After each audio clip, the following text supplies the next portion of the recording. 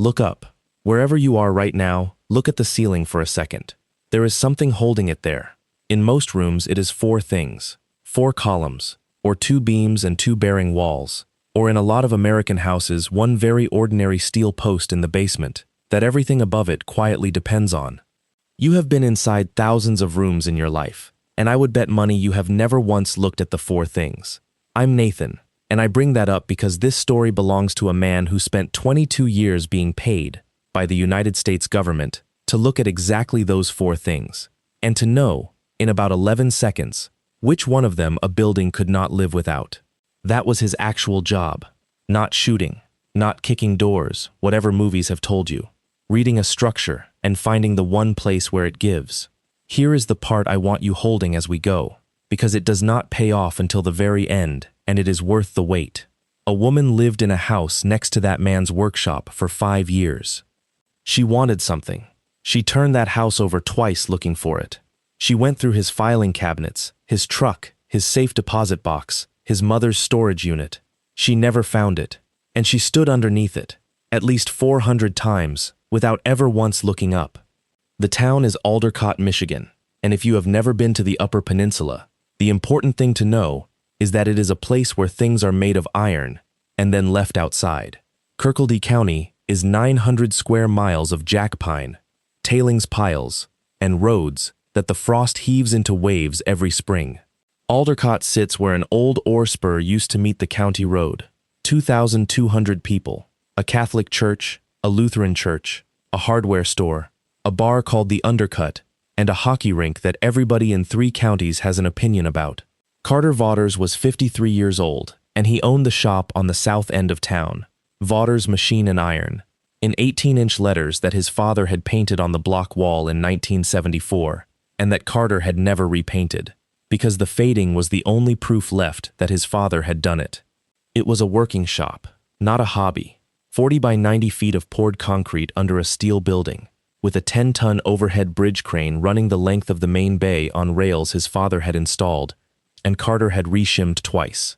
There was a plate roller, an iron worker, 2 lathes, a horizontal bandsaw the size of a small car, and 11 welding cells along the north wall. He fabricated and repaired the things that break in a place like that. Bucket teeth for the aggregate outfit up the road, conveyor frames for the pellet plant, log truck bunks, the odd staircase for a bank, snowplow moldboards every November. He also, twice a week, taught. Kirkcaldy County has no community college, so for 9 years Carter had run an evening welding class out of those 11 cells, 6 or 8 kids at a time, some of them from families that had nothing else on offer, and because he was the kind of man who did not trust his own memory, every one of those cells had a small camera bolted over it so a student could sit down afterward and watch his own hand shake. 9 cameras, a 10th on the main door, an 11th on the yard. They ran to a recorder on a shelf in the office, and the recorder sat on an uninterruptible power supply, because in the UP, the power goes out about 11 times a winter, and Carter had gotten tired of losing footage of a kid's first good route pass. Remember the cameras. They are not clever. They are just a thing a careful man happened to have.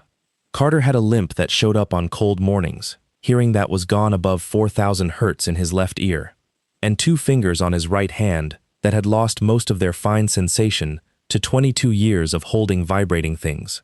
He was 6'1" and had gone gray, early and completely. He drank 1 beer, on Fridays, at the Undercut, and he left after it. And he had a son. Rylan Vaughters was 13, all elbows, and he had his mother's face, which was a complication in that house, because his mother had been dead since he was 4. Her name was Cleo. She had been a dispatcher for the county, and she had died of an aneurysm on a Tuesday afternoon in the parking lot of a grocery store, with a gallon of milk in her hand, at 34 years old, in front of nobody. Carter had come home from the last deployment of his career 11 weeks before that happened. People in Aldercott who thought they were being kind used to say that at least he got to be home for it. He never once agreed with that sentence out loud.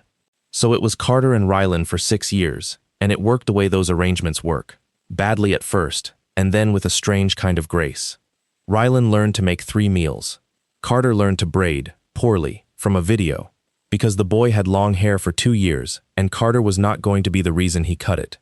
Rylan spent his afternoons in the shop, doing homework on a milk crate under the crane, and by 10, he could tell you the difference between the sound a bandsaw makes going through solid bar and the sound it makes going through tube. He talked. That is the other thing about Rylan Vaughters. He was a talker. He narrated. He asked people questions at the grocery store. He would tell a stranger at a gas pump the entire plot of a movie he had seen. Carter, who could go a whole workday saying under 200 words, found this hilarious, and also, privately, a relief, because he had been genuinely afraid that a boy raised by him would come out silent. That habit is going to matter. Please, hold on to it. Now here is the part of this that I have to set down carefully, because if you do not understand what Carter Vaughters used to do for a living, the ending of this story will read like luck. It is not luck.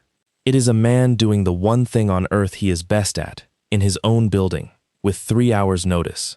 Carter enlisted at 19 and spent his first 4 years as a combat engineer, which in practice means you learn to build a bridge and to take one apart, and the second skill turns out to be the one people want. He was selected out of that into a joint special operations unit at 24, and he stayed for 18 more years, and for the last 11 of them he was what the community calls a lead breacher. There are, at any given moment, maybe a few dozen men in the United States who hold that job at that level. I am not going to name the unit, because he does not, and because it does not change anything. Here is what a breacher actually is, because almost everybody gets this wrong. A breacher is not the guy who blows things up. A breacher is the guy who decides, faster than anyone in the room, what a building will do next. When his team had to get into a structure, Carter's job started days earlier with photographs, satellite imagery, soil surveys, whatever construction records existed in whatever language, and a set of questions that never changed. What is this made of? Is that wall carrying load, or is it just a wall? Where is the ring beam? Is that a cast-in-place slab or precast planks? And if it is planks, which way are they spanning? Because if I am wrong about that, and I put a charge here, the floor above the team comes down on the team. Then he built the thing that would open it. A charge, a cut, a mechanical breach, a shotgun and a hooligan bar, whatever the building deserved. And then he stood in the worst spot and made it work. He did that, by the count in his own file, 491 times. Twice it went wrong. He talks about neither of them. The part of the job that outlasted his body was not the explosives. It was the reading. Carter Vaughters could not walk into any structure, a school gym, a Kroger, a 2-story motel, a church, without his eyes doing a circuit he had stopped being able to switch off. Perimeter, openings, load path, sequence.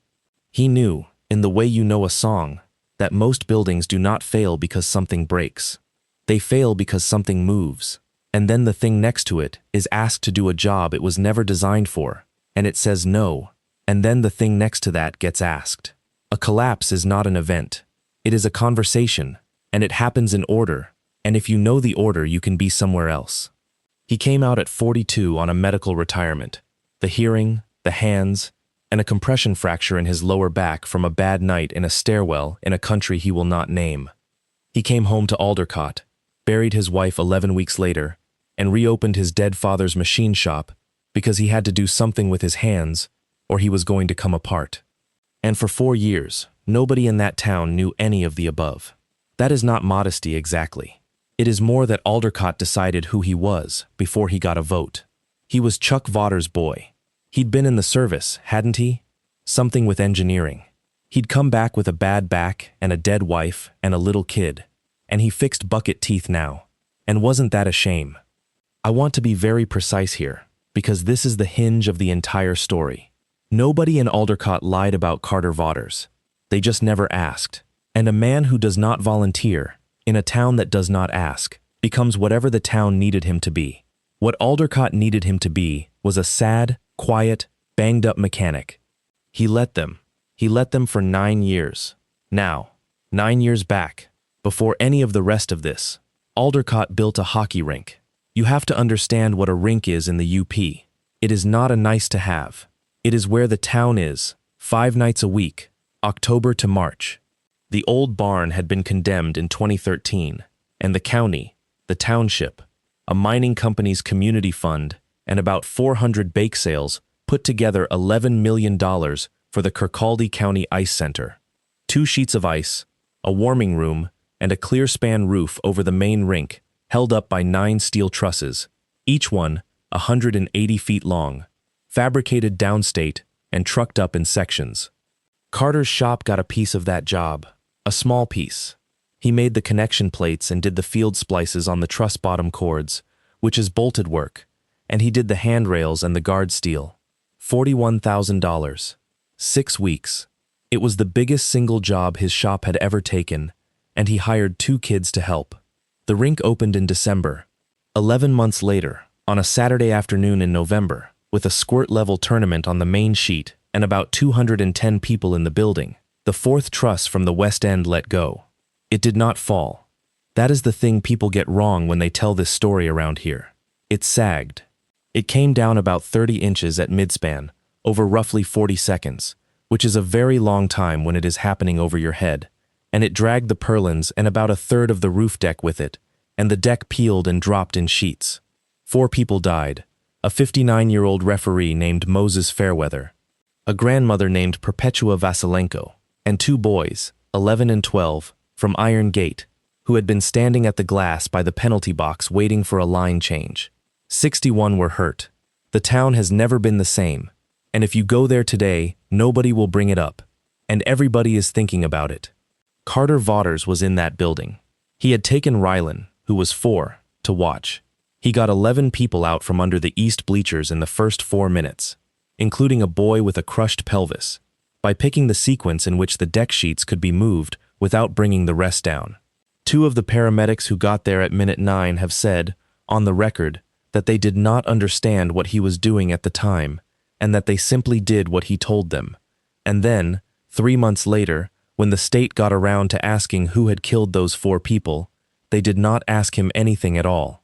The investigation took 14 months, and the answer it produced was this. The truss failed at a bottom cord splice, because the steel in that cord did not meet the specified grade.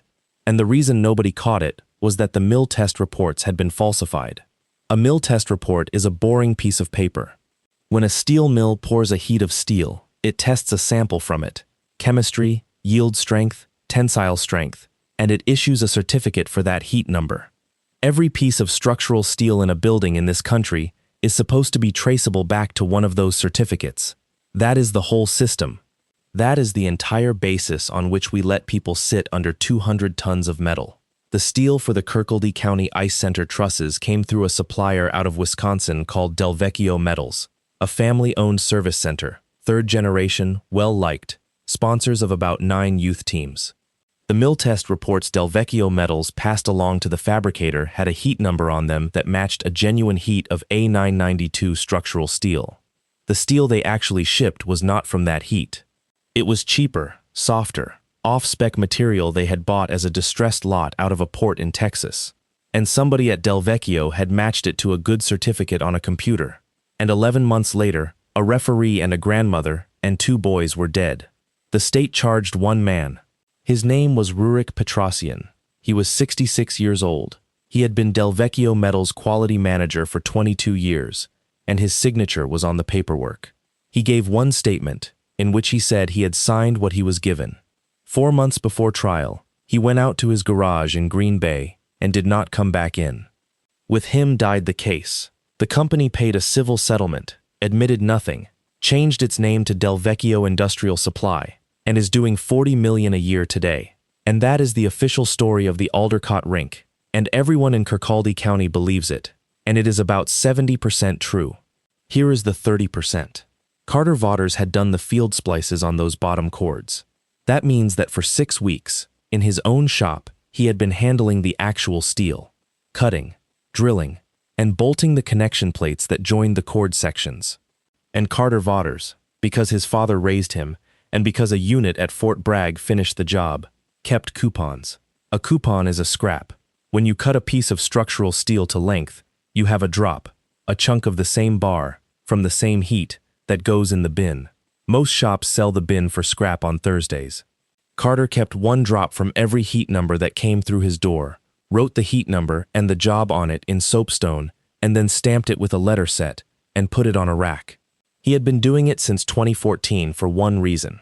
A customer had once tried to charge him for a bad batch that was not his, and it had cost him $9,000 and 4 months, and he had decided that was never happening twice. He had 11 coupons from the rink job. He also had his own copies of every mill test report that had come with that steel, because the fabricator had emailed them to him and he had printed them, because he does not trust email. 4 months after the collapse, before the state's report came out, Carter took 2 of those coupons to a metallurgical lab in Escanaba on his own dime and had them tested. They were not A992. They were not close. The yield came back roughly 22% under spec, and the chemistry was wrong in a way that a lab tech told him, on the phone, "Isn't a mistake, that's a different animal." So he had, in his hands, in a rack in his shop, physical steel from the exact heats, named on the exact certificates, with the certificates. Not testimony, not an opinion. The actual metal, and the actual paper that lied about it. He took it to the state. I want to be careful about this next part, because I do not think anybody in it was corrupt. I think it was worse than that. I think it was ordinary. The investigation was already 14 months old and had already reached its conclusion. Carter's coupons had been in a private shop for years with no chain of custody, no seals, no lab intake forms, nothing but a 53-year-old welder's word about which rack they came off. A defense attorney would have eaten them alive, and the state's theory was that one man had falsified the paperwork, and that man was already dead, and the file wanted to close. The assistant attorney general who took his call, a decent, tired woman named Riley Castellucci, told him the truth, which is what he asked her for. She said, "What you have proves the steel was bad. We already know the steel was bad. What you cannot prove is who knew." And Carter said the sentence that ran the rest of his life. He said, "The heat numbers on my coupons are stamped by the mill. If you pull Del Vecchio's purchase records for those numbers, you will find they bought that lot from 3 different brokers over 5 weeks, which is not what a mistake looks like. That is what a program looks like." She said she would look at it. 9 weeks later, the report came out with Rurik Petrosian's name in it, alone. Carter Vaughters went home. He put the 11 coupons and the printed certificates in a plastic bin. And then he did something that I would call insane in almost any other man, and which in him is the most in-character act of his entire life. He did not hide them in a safe. Safes are the first place anybody looks, and a safe can be taken away by a court order or a crowbar or a fire. He built them into the building. In the spring, he told the town he was reinforcing the shop's roof for snow load, which was true.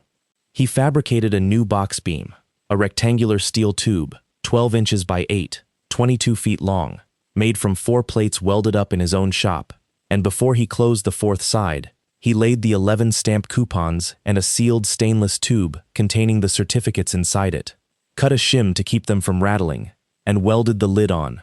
Then he ground the welds flat, painted it the same gray as everything else, and hung it in the main bay of Vaughters' Machine and Iron, where it has been carrying about 9 tons of snow every winter since. He never told a soul. He told me it was not a plan. He said he did it because the thought of the coupons being in a bin somewhere, findable, sellable, losable, made him unable to sleep, and because there was exactly one place in the world he trusted to hold something forever, and it was a weld he had made himself. 5 years later, a woman moved into the house next to that shop, and she spent the next 5 years looking for those coupons in every drawer in Kirkcaldy County, and she made coffee every single morning standing directly beneath them. Arden came to Aldercott in the fall, 5 years after the rink, and 4 years after Cleo Vaughters died in a grocery store parking lot. She was 39, she was from downstate, and the story she told, which was, as far as anyone has ever been able to check, entirely true, was that she had been an accounts manager for a medical equipment distributor, had gotten divorced, and had taken a job doing the books for the aggregate outfit up on County Road 553, because she wanted to be somewhere with fewer people in it. She was not glamorous. This matters. Aldercott would have been suspicious of glamorous. She was tall and plain-faced and funny in a dry, delayed way. She wore a canvas coat, and inside 4 months she had been folded into the town the way a place like that folds you in. She brought a hot dish to a funeral. She took a shift in the concession stand. She learned everybody's dogs. She and Carter met in the shop over a broken conveyor idler, and they took 11 months to have a conversation that lasted more than 4 minutes. I have gone back and forth on how to tell this part, and here is where I have landed. I do not believe Arden Delvecchio was pretending to like him. I think it is worse and stranger than that. I think she came to Aldercott with one job, expected it to take 6 months, found the man impossible to get near, and then, somewhere in the second year, did the thing that people who run long games are trained not to do, which is that she got comfortable. She married him in the yard behind the shop in June, with 40 people there, and she was good to that boy. She was. Rylan was 8 when she came, and 13 when this ends, and for 5 years she made his lunch, and she went to his conferences, and when he broke his wrist on the ice in Iron Gate, she drove 90 minutes, with her hand on his shoulder, and did not cry until she got to the car. You can hold 2 things at once.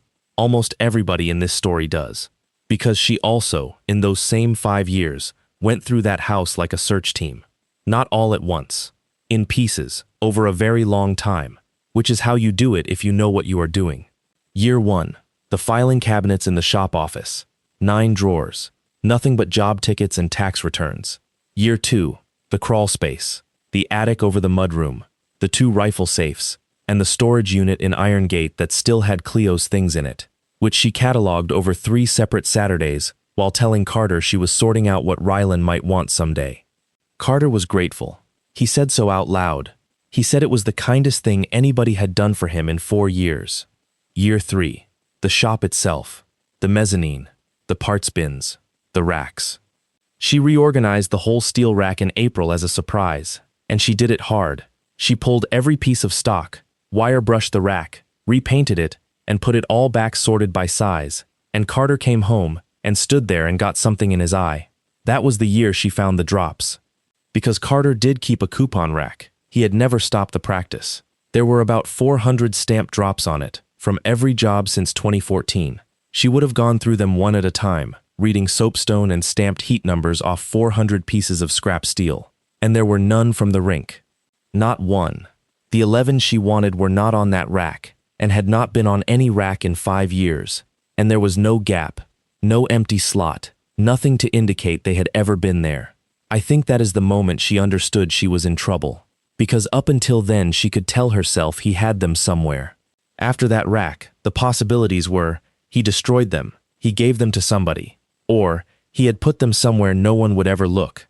And if it was the third one, then Carter Vaughters had done something very deliberate, a very long time ago, and that meant he knew. She spent year 4 and year 5 trying to find out whether he knew. And that is the part of this marriage that I find hardest to sit with, because the questions she was asking were not cruel, they were tender. They were the questions you ask a man you are trying to open. Do you ever think about the rink? Do you blame yourself for the splices? Did you ever talk to anybody at the state about it? Did anybody ever ask you?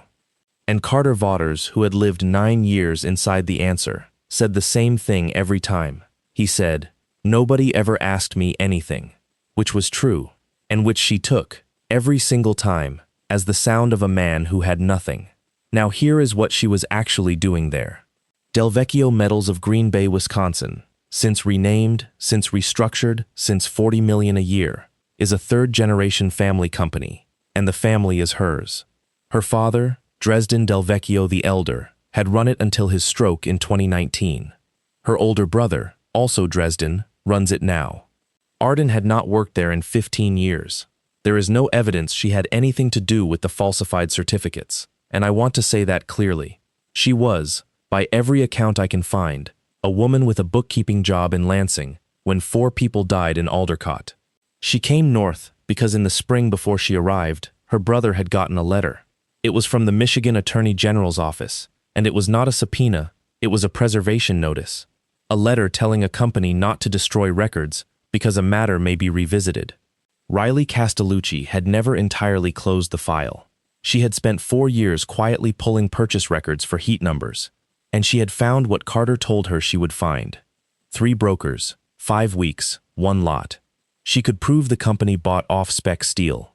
What she still could not prove was that any of it had gone into the rink, because the only physical steel from those exact heats that had ever been tested was in the hands of a welder in Aldercott with no chain of custody, and the state, having ignored him for 4 years, now needed him and his 11 coupons very badly. She wrote to Del Vecchio to preserve records, and somebody at Del Vecchio read that letter and understood something the state had not put in it, that the case would live or die on 11 pieces of scrap metal in a private shop in the Upper Peninsula. 6 weeks later, Arden Del Vecchio took a bookkeeping job 40 minutes from that shop. So that is where everything stood in the fall of the 5th year. A state attorney with a case she could not finish, a company that had spent 4 years hoping the metal did not exist, and a woman in a canvas coat who had run out of places to look and had started to make her peace with the idea that maybe there was nothing to find. And then a 13-year-old with a school project blew the whole thing up in 9 seconds at a kitchen table. Carter Vaughters was in 8th grade, and 8th grade at Aldercott Middle has a thing called Heritage Term, which is a semester-long local history project. Kids interview a grandmother, or scan photographs of the ore docks, or map the old logging camps. Rylan chose his father's shop, 50 years of a family business in one building. He was going to digitize the job files, every ticket from 1974 to now, and pull out the interesting ones, and build a website. Carter, who thought this was a wonderful idea, and also had approximately zero interest in a website, said yes, and gave him the office, and told him not to reorganize anything. For 9 weeks, that boy sat in the shop office after school, with a flatbed scanner, and a stack of job tickets going back to Gerald Ford, and he narrated the whole thing to anybody within earshot, because he was Rylan. And in the 2nd week of November, at dinner, he said this, and I have this from 3 people who were at the table, because Rylan's aunt and her husband were there. He said, "Dad, why is there a job ticket for the rink but no coupons? Like there's a ticket, 41,000, 6 weeks, all the splices, and I found the mill certs in the 2015 box, but the drop rack doesn't have any. Every other job has drops. Did you sell them?" And Carter Vaughters, who had spent 9 years saying nobody ever asked me anything, and who had never once been asked in his own kitchen by his own kid, made the only mistake he makes in this entire story. He paused. It was maybe a second and a half. Then he said, "They're where they need to be, bud. Eat." Rylan, being 13, said, "Okay," and moved on to a story about a substitute teacher. Arden Vaughters did not move on. 3 people at that table have described what she did next in almost exactly the same words, which is that she did not do anything. She kept eating. She asked Rylan about the substitute teacher. She got up and did the dishes. Carter's brother-in-law told me the detail that has stayed with me. He said Arden had been mid-sentence about a snowplow contract when Rylan asked the question, and she never finished the sentence. Not that night, not ever. He said he did not notice at the time. He said he has thought about it every day since. Because in 1.5 seconds of hesitation, 5 years of work rearranged itself. He had them. He had had them the whole time. He had known the whole time. He had sat across from her for 5 years, being asked tender questions about the worst day in the town's history, and he had said, "Nobody ever asked me anything," and it had not been the answer of a man with nothing. It had been the answer of a man keeping score. I do not think that is true, by the way. I have gone over it with him. He said the sentence because it was factually accurate and because he did not want to talk about it. He was not playing a game. She simply could not conceive of a man who was not. That is the tragedy at the center of this, and it is a very old one. She assumed he was doing what she was doing. Over the next 11 days, 3 things happened. Arden went into the shop office alone twice, the cameras have both, and pulled the 2015 job box and photographed every page of it, including the mill test reports Rylan had scanned. She now had proof that Carter Vaughters possessed the original certificates, not the steel, the paper. Her brother Dresden drove up from Green Bay on a Sunday, and they had lunch at a place in Iron Gate that neither of them had any reason to be at. 2 hours and 10 minutes. He drove back the same day. And on the 11th day, Riley Castellucci of the Michigan Attorney General's office sent Carter Vaughters a letter, a real one, certified, asking whether he still possessed the physical drop samples he had described to her office 5 years earlier, and stating that the department was prepared to accept them under a supervised chain of custody protocol, and asking him to please call. That letter arrived on a Thursday. Carter read it standing at the mailbox, went into the shop, sat down on a bucket and called her, and he was on the phone for 51 minutes. And Arden knew about the letter, because she got the mail with him, and because he told her. Of course he told her. She was his wife. He told her the state wanted the coupons. He told her he was going to give them the coupons. He told her he had them safe and that he would produce them in 2 weeks when the protocol people came up from Lansing. And she said, and this is on a recording, later, because of what he did with the office phone that night, she said, "Good. It's about time somebody paid for that." Then she waited 9 days, and on the 9th night, at 7 minutes past 3 in the morning, she went out to the mudroom, and she made a phone call. Carter Vaughters had not slept in a bed since the year his wife died. He slept in the shop office, on a couch his father had bought in 1988, 4 nights out of 7. Not out of grief, or not only. It was the back. Lying flat on a mattress locked his lumbar spine up so badly that getting vertical in the morning took him 20 minutes and a wall, and the couch, being terrible, held him in a half-bent position that hurt less. Rylan had known this his whole life, and thought nothing of it. Arden had spent 5 years telling him to see somebody about it. She knew he slept out there. She did not know what was on the wall above the couch. The house and the shop had been connected since 1979 by a hardwired intercom, a Newtone unit, the kind that used to come standard, with a master station in the kitchen and remotes in the shop office, the main bay, and the mudroom. Chuck Vaughters had put it in so his wife could tell him supper was ready without walking across the yard in February.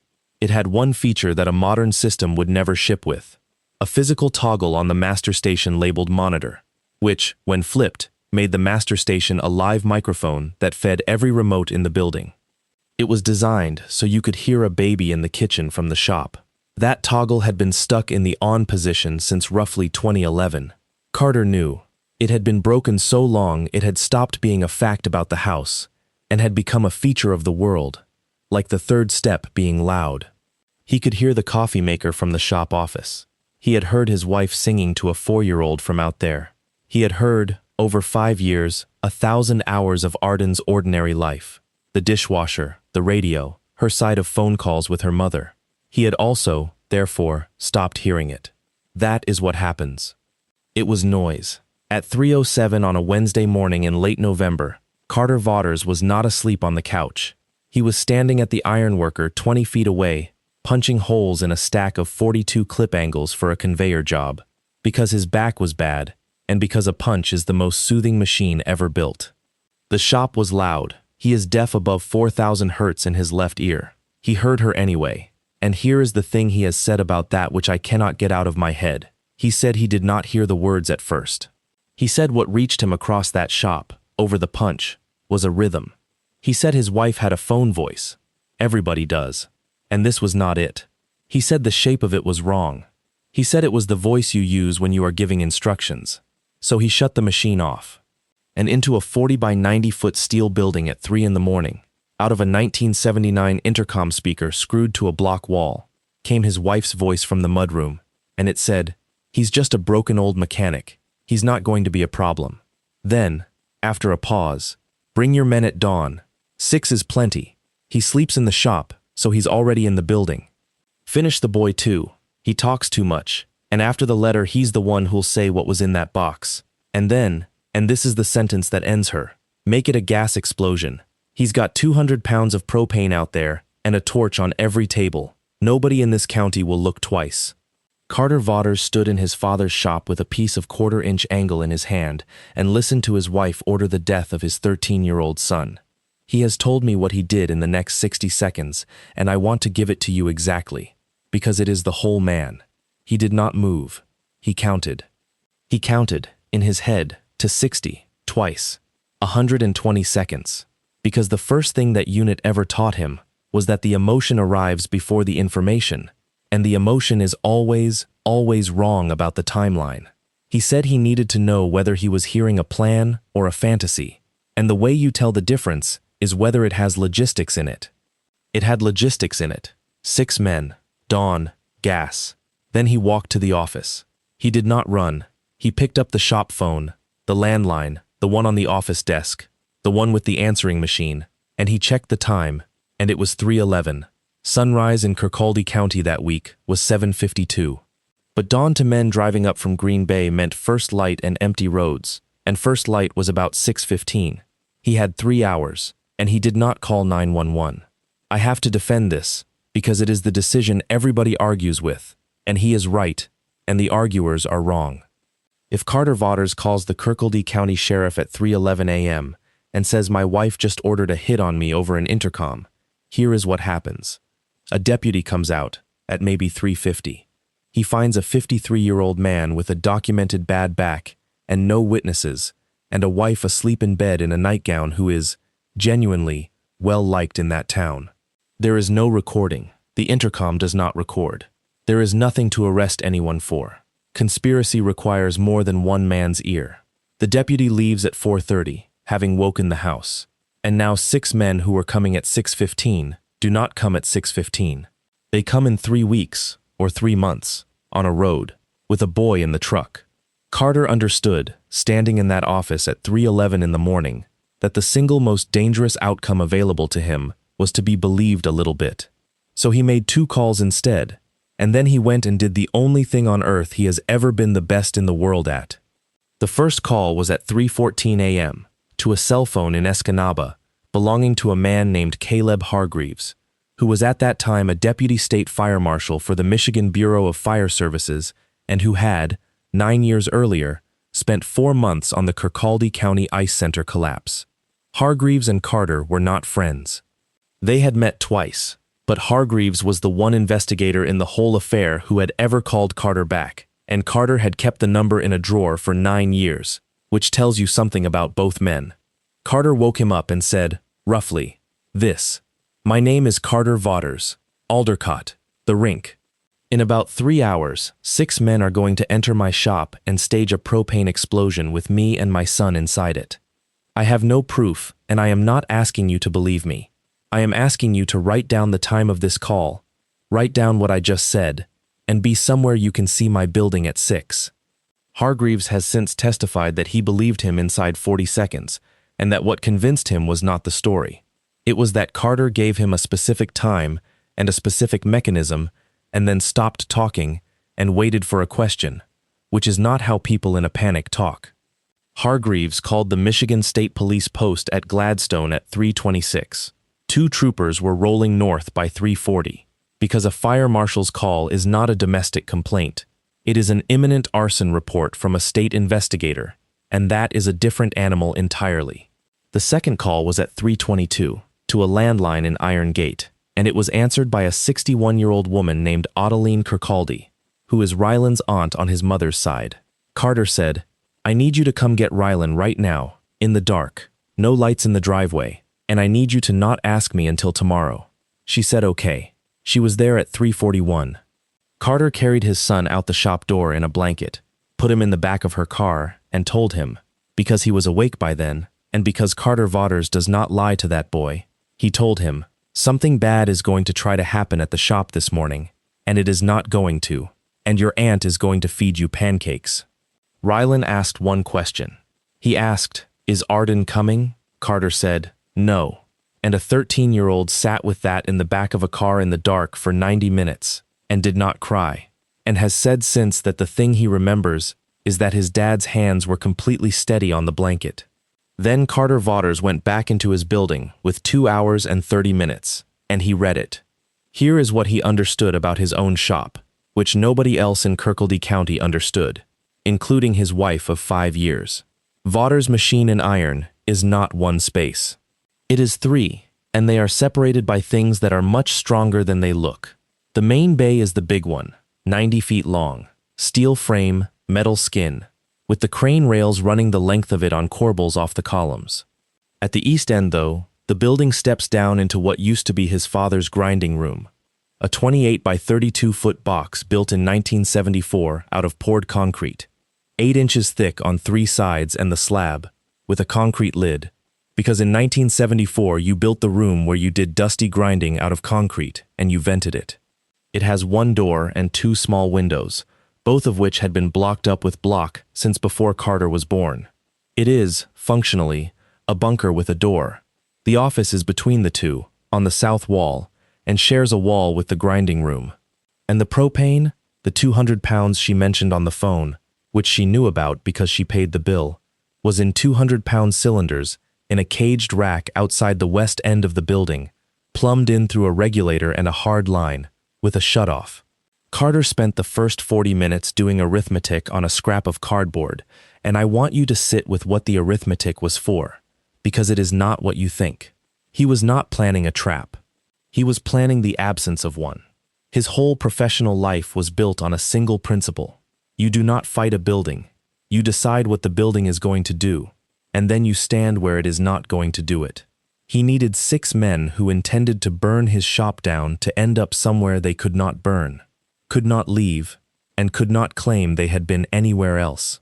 And he needed to touch nothing that a defense attorney could later call a trap, because a man who booby-traps his own shop goes to prison in Michigan no matter what the 6 men were carrying. So here is everything Carter Vaughters actually did between 4 and 6 in the morning, and every single item on this list is legal. He shut the propane off at the tank, bled the line down, and disconnected it.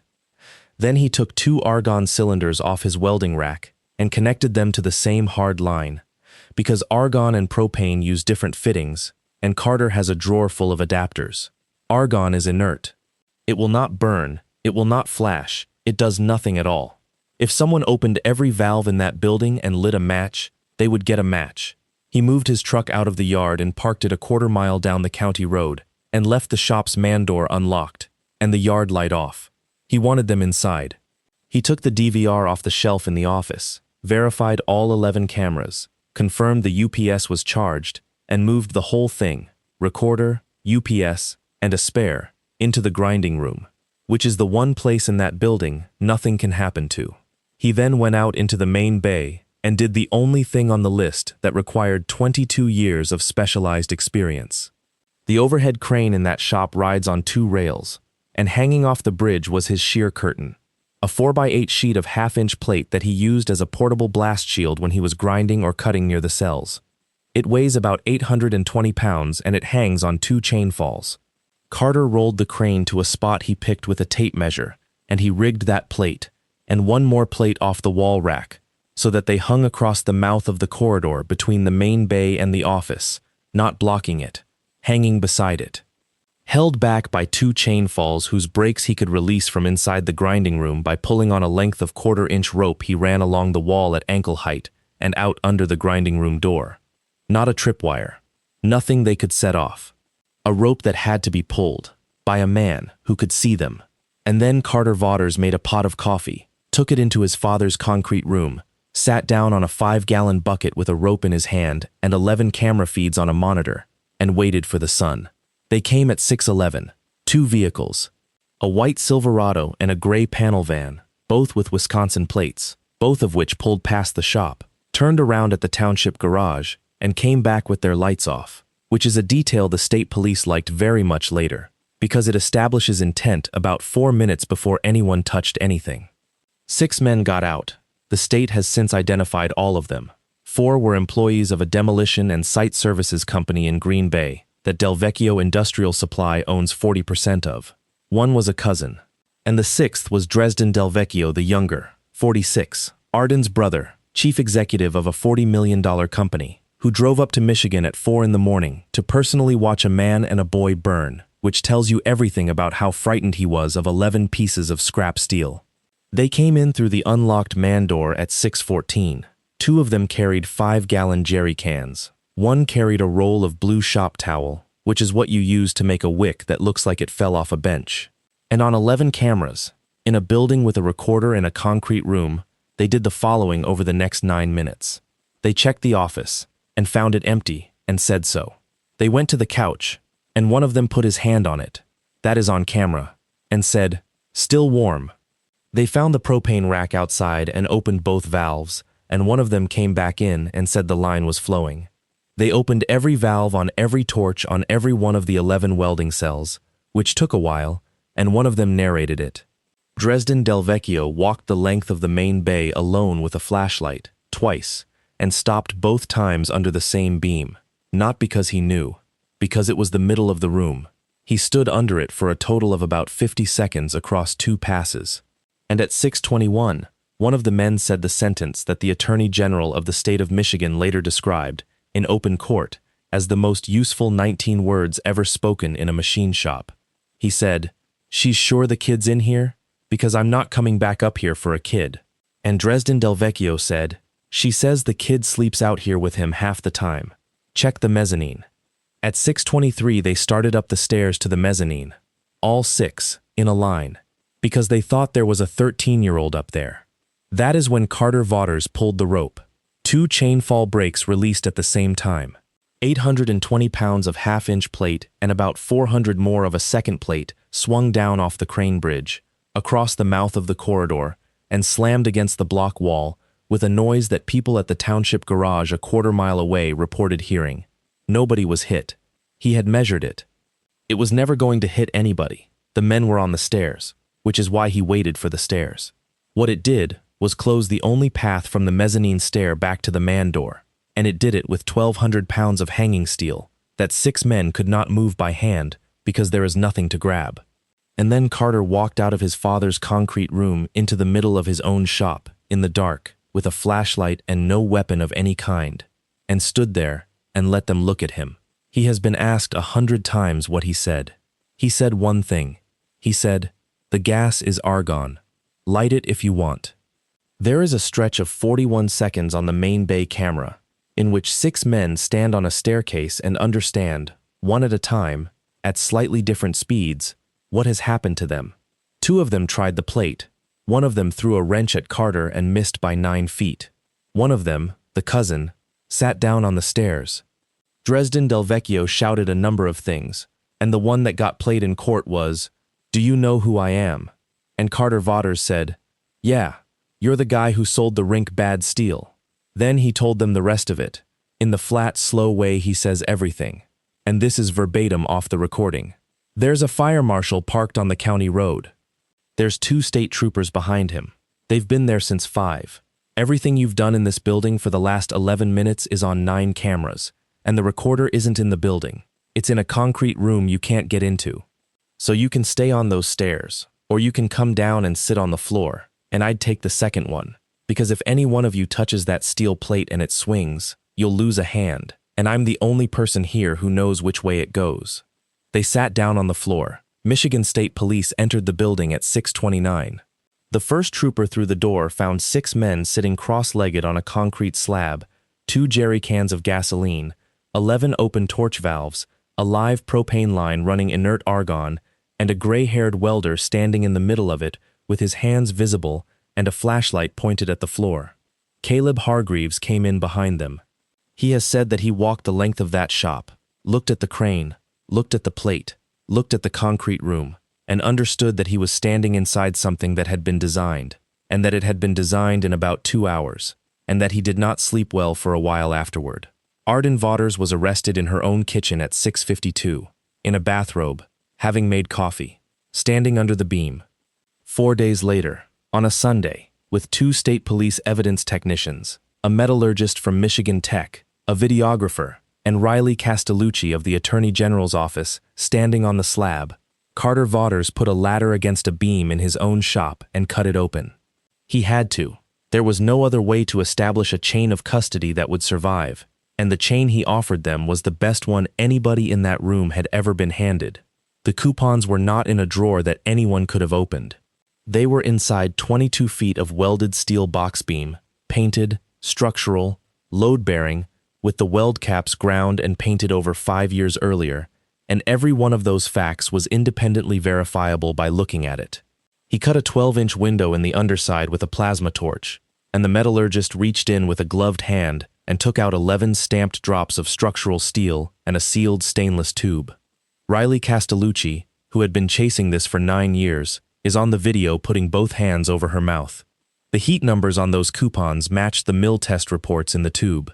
The lab work took 5 weeks. The steel was off-spec by 23% on yield, and the chemistry matched, to 4 decimal places, a distressed lot that Delvecchio Metals purchased through 3 brokers across 5 weeks in 2014, which Castellucci had had in a folder since year 4, with nothing to attach it to. That was the last piece. That was the whole case. Here is what happened to everybody. The 6 men were charged federally and by the state. Dresden Del Vecchio, the younger, was convicted of conspiracy to commit murder, solicitation, attempted arson of an occupied structure, and, separately, 11 months later, in the case that actually mattered, falsification of mill test reports, and 4 counts of involuntary manslaughter for the deaths at the Kirkcaldy County Ice Center. He is serving a sentence that will end when he is in his 70s. The 4 employees took pleas. The cousin testified. Del Vecchio Industrial Supply no longer exists. It was not bankrupted. It was dismantled. Its ASTM accreditations were pulled, which for a steel service center is the same as being shot, and $40 million a year of business went to competitors in about 6 months. Rurik Petrosian, the 66-year-old quality manager who signed what he was given and then walked out to his garage in Green Bay, was posthumously cleared. His widow was in the courtroom. The state's own filing says he was directed to sign by a superior and was not told what he was signing. There is a plaque with his name on it now in the lobby of a building he never entered, which is not enough and is what there was.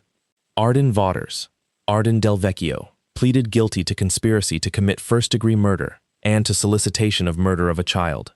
She got 35 to life. She has never given a statement, never spoken to a reporter, and never contacted Carter or Rylan. She wrote one letter, to the boy, 8 months in. Carter read it first, as he is entitled to, and then he gave it to his son, and Rylan read it, and then Rylan asked his father to keep it in the shop safe, unopened again, in case he wants it when he is older. Carter says the letter is 4 pages long, and that the only line he will ever repeat is the first one, which is, "I want to be very careful not to ask you for anything." The rink was reopened, structurally, after a full reanalysis. The 9 trusses were replaced over 2 summers, with a public grant. There is a wall in the entry with 4 names on it: Moses Fairweather, Perpetua Vasilenko, and 2 boys from Iron Gate. And above the names, in letters that Carter Vaughters fabricated and installed himself and would not be paid for, a line the families chose. They were sitting under something somebody signed for, and the beam is still up. That is the part I did not expect. He did not replace it. He welded a plate over the 12-inch window he had cut and put it back in service, and it is carrying the same 9 tons of snow it always did. And if you go into Vaughters' Machine and Iron today and look up, which nobody does, you will see a gray box beam with a slightly different colored patch on the bottom, about 2/3 of the way along. Rylan is 19 now. He did not become a welder. He is at Michigan Tech studying structural engineering, which his father finds hilarious and does not say much about. And he still talks constantly. And about 3 years ago, he finally finished the Heritage Term Project, a website with 50 years of job tickets on it, from a machine shop in a town of 2,000 people. The last entry on it is dated the November of that year, and it is a photograph of a beam. She called him a broken old mechanic. I have thought about that phrase more than anything else in this story, because it is the exact center of it, and because I think almost everybody reading it makes the same mistake she did. She was not lying, and she was not being cruel, and that is what makes it so useful. Look at the evidence she had. The man limped on cold mornings. He asked people to repeat themselves. He slept on a couch in a shop office. He drank 1 beer on Fridays and went home. He fixed bucket teeth. He drove a 14-year-old truck. He had not, in 5 years of marriage, told her a single interesting thing about himself. Every one of those was true, and every one of those was a symptom of the thing that made him lethal, not a symptom of decline. He limped because of a stairwell. He asked you to repeat yourself because of 9 years of demolition. He slept on the couch because his spine was compressed, carrying other men out of buildings. He drank 1 beer because he had been the guy who could not afford to be slow. He did not tell her anything about himself because 22 years had trained the telling out of him. She read the where and concluded there was nothing left. What the where actually meant was that something enormous had happened here. That is the thing I want you to take, and it is not a nice life lesson about underestimating people, because that one is cheap, and everybody nods at it, and nothing changes. Here is the sharper version. We read competence off condition. We do it constantly, and we do it in about 1/5 of a second. A worn coat, a slow walk, a job with grease in it, a voice that repeats itself. We file it, and the file is called diminished, and we stop asking. And the reason that is dangerous is not mainly that you will be embarrassed one day. It is that the people in your life who have actually done the hardest things are, statistically, the ones least likely to tell you, because the doing of hard things does not produce a person who narrates. So the loudest man in the room is almost never the most capable one in the room. You knew that. Here is the part you maybe did not. The most capable one is frequently the one you have already decided is finished. Go look at somebody this week you have quietly filed under used to be. A father, a neighbor, the guy who fixes your car, the woman who cleans your building. Ask them one real question about the middle of their life. Not what did you do, which gets you a job title, but what were you best at? And then be quiet for longer than is comfortable. You will get one of two things. Either nothing, and you will have been kind for 4 minutes. Or you will find out what is holding up the room. Take care of each other. I'll see you in the next one.